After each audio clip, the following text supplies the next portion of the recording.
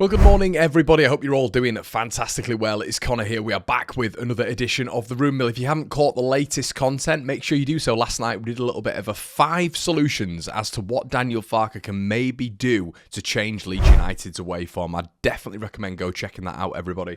As well as, you know, we've got all of the Tanaka merch selling out before Christmas. Make sure you get your hands on some of the bundles as well. Honestly, it's fantastic stuff. You've seen me wearing it over the past couple of weeks. If you don't want the Tanaka bits, we've got One Leeds bits. We've got other players on there as well.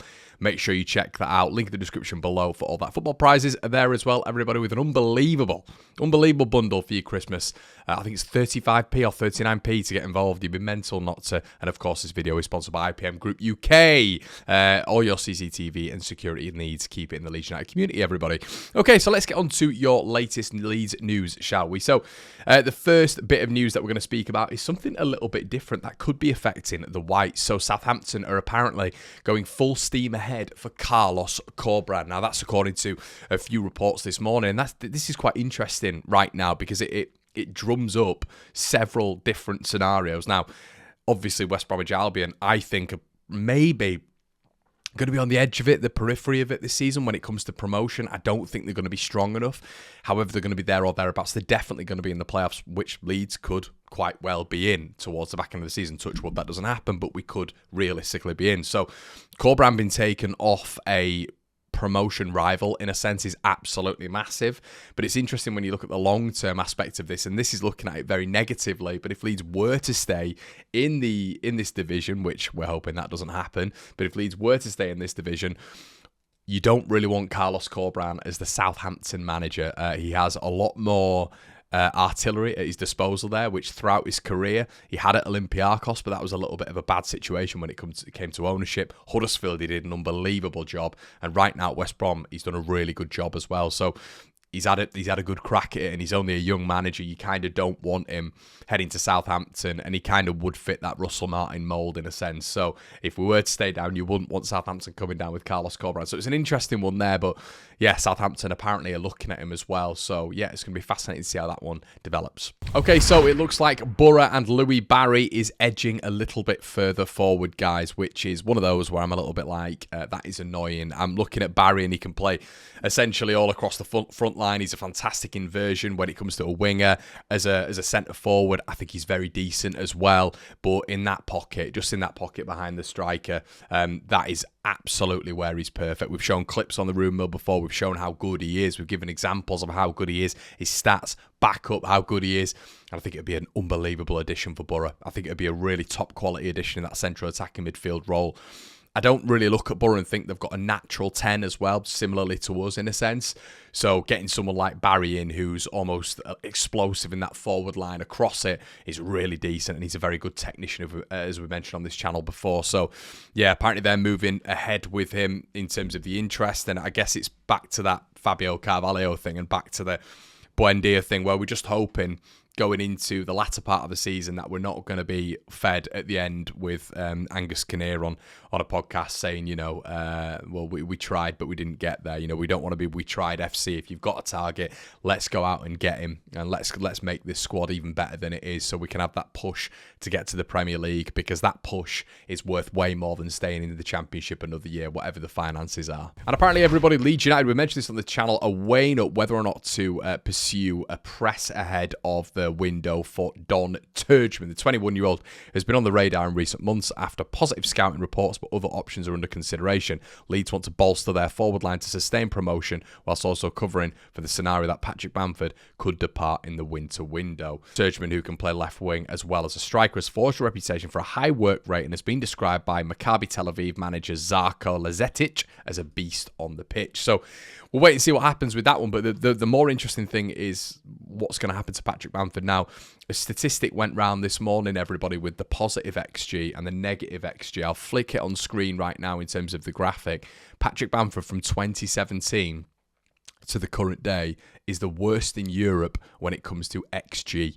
That is quite staggering. Even I didn't expect that. But there's a positive on there as well when it comes to Joel Peru, who's actually in the positive slant when it comes to European strikers. I think he's in the top 20 or top 30, which is really good news. It's like plus 14, which is fantastic, really, and just shows that, you know, I mean, I'm still picking Joseph ahead of him for the other reasons that I've mentioned. I'd love to see them together, but it's really good when it comes to Joel Peru and that finishing rate. We just need those other bits from him, don't we? But let me know in the comment section below, what do you think we need to do with Pat Bamford? Would you be forcing or urging a move, at least maybe a loan move where other clubs can cover his wages? I think that's probably got to be the best stance for Leeds United, and then maybe he comes back and is a little bit of a different player for the end part of his contract, or maybe he's improved that much that other clubs are willing to take a gamble on him. Let me know what you think in the comment section below. Guys, there's a lot going round as well about Ben Godfrey at Atalanta. Now, we know the ex-Norwich man and Daniel Farke had an insane relationship. Farke absolutely loved him.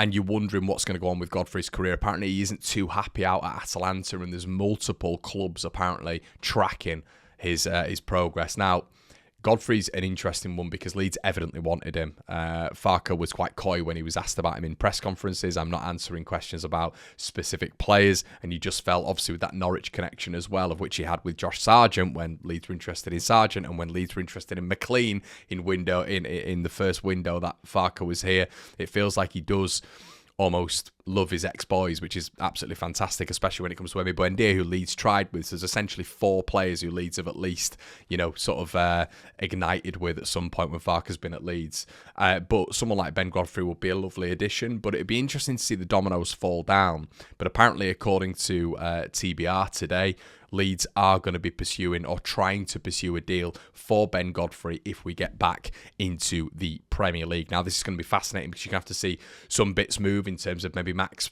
Verber leaving the club and Leeds getting a decent fee for him. But, you know, you could probably get Ben Godfrey, really, especially when you're looking at his transfer market, for between 10 to 15 million quid, which would be excellent business for Leeds. And I think he'd be a really good recruit, actually, for Leeds if they were to get to the Premier League. Let me know what you think in the comment section below. We know he's from York initially. We know he's had a bit of history with Leeds in their academy, and Leeds not taking the gamble on him when he was a young lad, and him having a bit of resentment there, you'd feel, which is fair enough. But yeah, Ben Godfrey, if Leeds were to get back to the Premier League, would you go for him? Obviously, because in the January window, we're not going to be able to get our hands on him. Interesting one when it comes to Leeds United. Lattela at Middlesbrough, the striker who's caused us problems before, apparently is attracting interest from Premier League boys Ipswich, West Ham and Crystal Palace. Now, we know Ipswich made a move for him in the summer, 20 million quid, which was promptly rejected. But apparently Palace and the Hammers have sent scouts to watch Lattela against Oxford last month, according to Teesside Live. And Tuto Mercato have also said that they've requested information about Lattela and there will be developments in the coming weeks. For West Ham and Ipswich, which would be, in my opinion, a massive blow to Middlesbrough, a huge blow to Middlesbrough, because even if, I mean, he's not started in every single game, but I tell you what, the impact this boy has is quite, you know, instant. I think he's a really, really good player. I think he's got all the attributes at this level. I think we were talking about potentially coming to Leeds at some point. That would be a huge blow. Now, guys, according to Give Me Sport and Team Talk, Leeds United may have a problem in terms of keeping hold of Pascal Struijk. Now, Tottenham have forged a really good relationship with Leeds. Obviously, Rodon, Archie Gray. And I always say, like, in business, I think that's absolutely, you know, that's so key in doing transfer negotiations with another club. But apparently Tottenham are eyeing another Leeds United raid, and it is Pascal Struijk. Mickey van der Ven, Ben Davies have both suffered injuries. We know Ben Davies is injury prone as well. But on top of that as well, Romero with his suspensions, with his injury record as well, Spurs are going to be going out and getting another centre-back. We know that they like to invest in risky players in a sense, and that when it comes to young players, but also players who are able to pass it out from the back. Struijk's passing out from the back is unbelievable. It's the best in the division, even backed up by stats. He's got goals. Look, Pascal is, in my opinion, the best defender when he's on form in this division. And apparently, you know, Ange Postecoglou and the Tottenham lot are looking at him and are potentially planning a move for him in January. This would be devastating to Leeds. I would hope that the Leeds would promptly reject absolutely everything unless we were going out there and getting an unbelievable centre-back. This would be a damning blow to Leeds United. Let me know what you think in the comment section below, everyone. So that's been it, everybody. Just a little bit of an update for this evening. We are going to be going live with Blade Ramble Jimmy. The reason behind that is, everybody, I can't unfortunately do tomorrow for Battle Line, so we're going to be doing it tonight instead. Make sure you're looking out for the YouTube link, and the only way you can do that is being subscribed to the One Leeds fan channel. Otherwise, you won't get a notification. Make sure you do that, everybody. You'll get a notification. Me and Jimmy are going live tonight, speaking about everything EFL, everything Leeds, everything Sheffield United and Burnley. And yeah, really, really appreciate you guys getting there. The show's flying at the minute, and it's all thanks to you guys. It's been an absolute pleasure, everyone. See you tonight in a bit.